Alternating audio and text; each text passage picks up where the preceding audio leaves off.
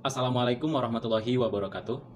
Perkenalkan, saya Muhammad Ade Rizandi, mahasiswa jurusan Ilmu Hubungan Internasional dengan nomor BP 1810851018 akan menyampaikan presentasi diseminasi hasil penelitian dengan judul Hambatan Indonesia dalam Implementasi United Nations Conventions Against Corruption atau UNCAC tahun 2015 sampai 2020. Latar belakang, Indonesia memiliki reputasi yang kurang baik sebagai salah satu negara dengan tingkat kasus korupsi yang tinggi. Di Indonesia saja, total kerugian negara akibat korupsi sepanjang tahun 2020 mencapai 56,7 triliun rupiah dan hanya 12,13% yang dikembalikan kepada negara. Sejak tahun 2015, Indonesia mulai mengalami kemunduran dalam upaya pengimplementasian UNCAC. Bahkan Indonesia dinilai semakin tidak patuh terhadap UNCAC. Hal ini dapat dilihat pada tahun 2017, di mana IPK Indonesia mulai mengalami stagnasi yang mengakibatkan IPK Indonesia sama dengan tahun sebelumnya. 3 tahun berikutnya, pada tahun 2020, IPK Indonesia anjlok anjlok 3 poin dengan skor 37 dibandingkan tahun sebelumnya dengan skor 40. Selanjutnya itu didukung dan diperkuat dengan hasil review UNCAC putaran pertama dan putaran kedua. Indonesia juga dinilai semakin tidak patuh terhadap UNCAC dengan ditetapkannya revisi Undang-Undang KPK nomor 19 tahun 2019 yang dinilai dalam melemahkan institusi KPK yang seharusnya independen. Selain itu, hal ini juga bertentangan dengan pernyataan kampanye Presiden Jokowi yang berjanji akan memperkuat institusi KPK. Rumusan masalahnya yaitu sejak tahun 2015 Indonesia mulai mengalami kemunduran dalam implementasi UNCAC, bahkan Indonesia tidak patuh terhadap UNCAC. Yang hal ini dapat dilihat pada IPK Indonesia yang anjlok dan stagnasi, yang kemudian dilanjutkan dengan review UNCAC putaran kedua, serta ditetapkannya Undang-Undang Revisi KPK nomor 19 tahun 2019 yang bertentangan dengan kampanye Presiden Jokowi dalam memperkuat instansi KPK. Pertanyaan penelitian yaitu bagaimana hambatan Indonesia dalam implementasi UNCAC tahun 2015 sampai 2020. Tujuan penelitiannya adalah untuk menjelaskan tentang hambatan yang dialami Indonesia dalam implementasi UNCAC. Untuk manfaat penelitian teoritis, diharapkan pembaca dapat memahami faktor-faktor yang menghambat Indonesia dalam implementasi UNCAC, dan praktis diharapkan dapat menjadi bahan referensi untuk membuat kebijakan sesuai dengan penelitian yang terkait hambatan implementasi UNCAC oleh Indonesia. Untuk studi pustaka, penulis merujuk 5 studi pustaka yang berikut studi pustaka yang penulis gunakan. Selanjutnya, penulis menggunakan kerangka konseptual konsep ketidakpatuhan yang dikeluarkan oleh Abraham Chayes dan Antonia Hendra Chayes, di mana Abraham Chayes dan Antonia Hendra Chayes mengemukakan terdapat 3 indikator dalam melihat mengapa negara tidak patuh. Yang pertama, adanya ambiguitas, yang kedua limitation and capacity, yang ketiga adalah the temporal dimension. Untuk metodologi penelitian yaitu jenis penelitian kualitatif dengan pendekatan deskriptif analisis dengan batasan penelitian 2015 sampai 2020, dan unit analisis adalah Indonesia dengan unit eksplanasi regulasi yang ada pada rezim UNCAC dengan level analisis Indonesia.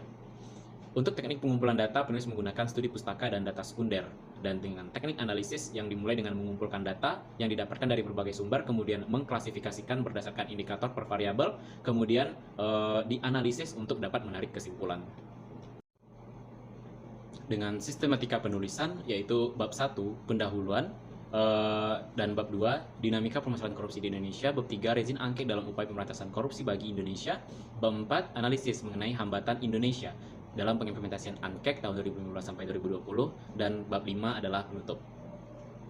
Bab 2 dinamika permasalahan kasus korupsi di Indonesia. Permasalahan kasus korupsi di Indonesia sebenarnya telah terjadi sejak lama.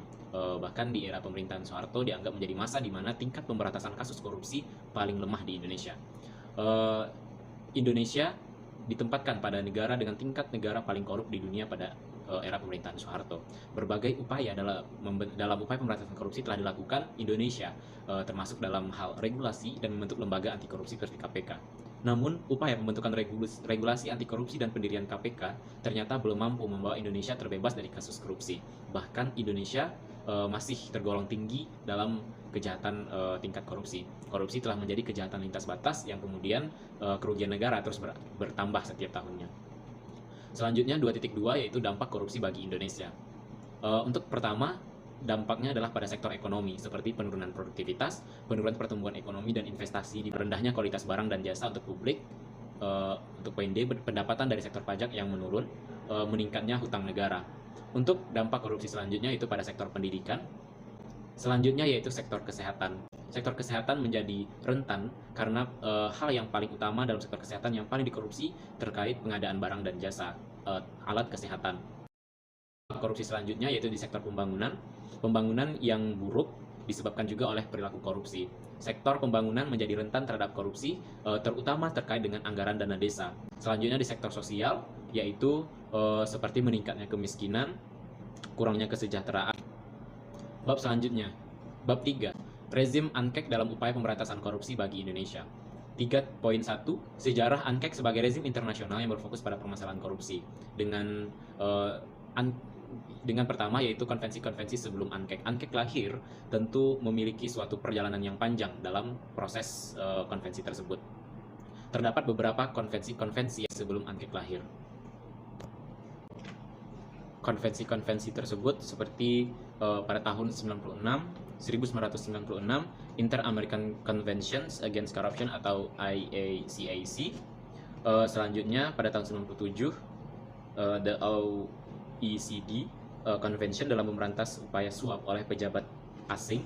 Yang selanjutnya tahun 2000 di mana adanya United Nations Conventions Against Transnational Organized Crime, dan selanjutnya the African Union Conventions. Setelah proses ini, maka lahirlah ANKEK sebagai satu-satunya rezim anti korupsi di dunia yang berfokus pada penanganan korupsi secara global. ANKEK terdiri dari 8 bab dengan 71 pasal.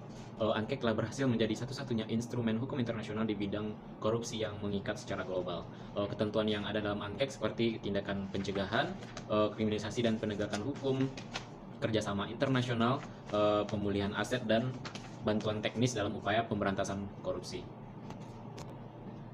Selanjutnya yaitu keanggotaan Indonesia dalam ANKEK.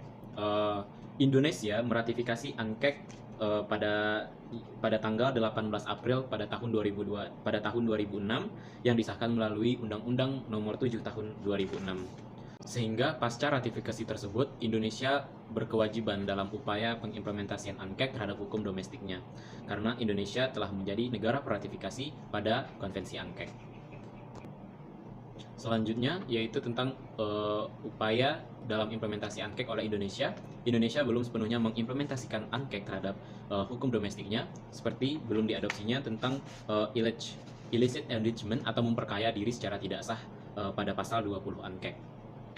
Pentingnya ANKEK bagi Indonesia yaitu karena adanya upaya dalam mutual legal assistance atau upaya pekerja sama dalam upaya pengembalian aset atau aset recovery. Hal ini paling mendasar dalam ANKEK karena berbicara tentang pengembalian hasil korupsi yang disimpan oleh para koruptor di luar negeri. Selanjutnya karena adanya Stolen Asset Recovery atau STAR yang dimana diluncurkan oleh Bank Dunia dalam upaya membantu negara berkembang dalam upaya pengembalian aset hasil korupsi. Selanjutnya bab 4 tentang analisis hambatan Indonesia dalam pengimplementasian ANKEK tahun 2015 sampai 2020. Di sini penulis menggunakan konsep dari Abraham Chayes dan Antonia Henry Chayes di mana terdapat ambiguity.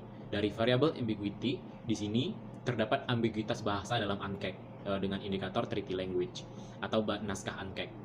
Dalam naskah ANKEK terdapat beberapa pasal yang memang memiliki makna ambigu yang membolehkan kepada negara peratifikasi untuk tidak atau menjalankan suatu pasal tersebut dalam hukum domestik negara tersebut. Hal ini menyebabkan pilihan kepada negara untuk mengimplementasikan pasal dalam ANKEK ke dalam hukum domestiknya. Kalau dalam Indonesia terdapat pada pasal 20 ANKEK yaitu tentang illicit arrangement dan pasal 18 huruf A dan B ANKEK tentang trading influence atau memperkaya diri secara tidak sah. Kedua pasal ini bersifat non-mandatory offense. Selanjutnya yaitu dari kapasitas adanya keterbatasan kapasitas negara. Kapasitas pembuat regulasi atau lembaga legislatif. Indikator pertama yaitu yang disebabkan oleh kapasitas pembuat regulasi, di mana undang-undang anti korupsi yang belum sepenuhnya diperbaiki dalam upaya untuk mendukung progresivitas pemberantasan korupsi, tindak pidana korupsi di Indonesia belum diharmonisasi ke dalam hukum yang ada di Indonesia. Terutama Undang-Undang Nomor 31 tahun 1999 yang telah diganti atau direvisi menjadi Undang-Undang Nomor 20 tahun 2001 tentang pemberantasan tindak pidana korupsi.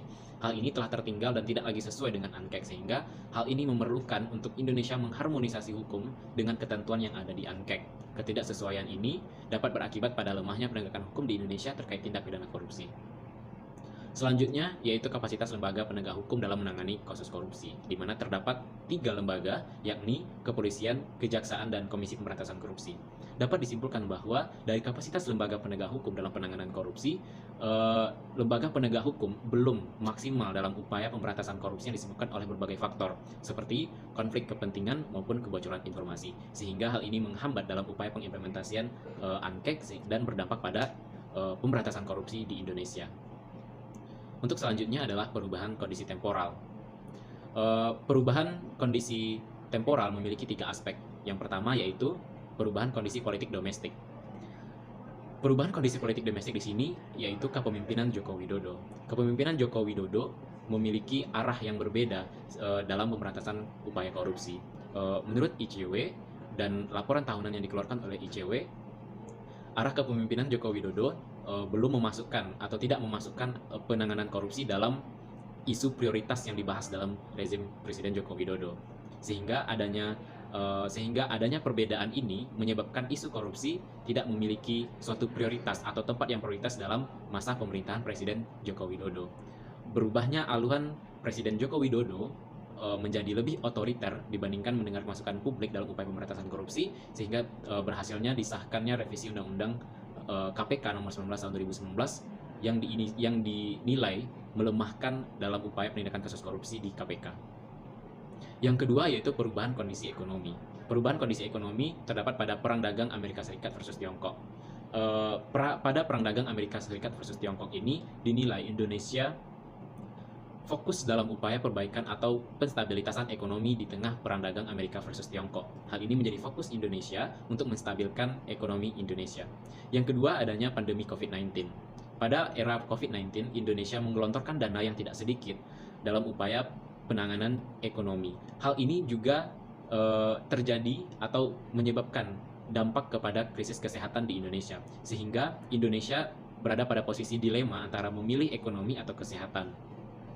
Dan pada masa pandemi juga upaya pemberantasan korupsi tidak maksimal karena anggaran yang dikeluarkan oleh pemerintah dalam waktu singkat harus diupayakan untuk sampai kepada masyarakat atau dalam untuk membantu perekonomian.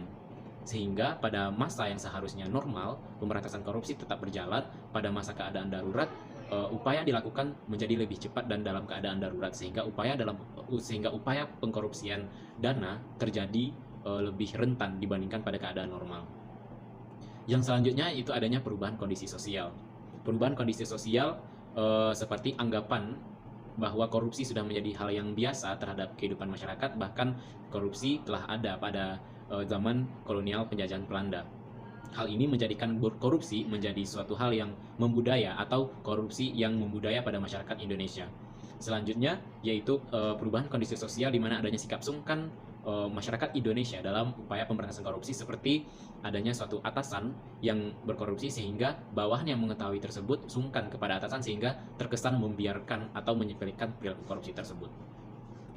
Dan untuk kesimpulan, penulis menyimpulkan bahwa terdapat 2 faktor utama dalam penghambatan implementasi ANKEK oleh Indonesia. Yang pertama yaitu karena perubahan kepemimpinan dari Presiden Joko Widodo yang tidak memprioritaskan isu korupsi, sehingga prioritas dari Presiden Joko Widodo berdampak terhadap penanganan kasus korupsi di Indonesia. Yang kedua, faktor utama yang kedua yaitu adanya perang dagang dan pandemi COVID-19 yang menyebabkan isu pemberantasan korupsi di Indonesia menjadi terhambat.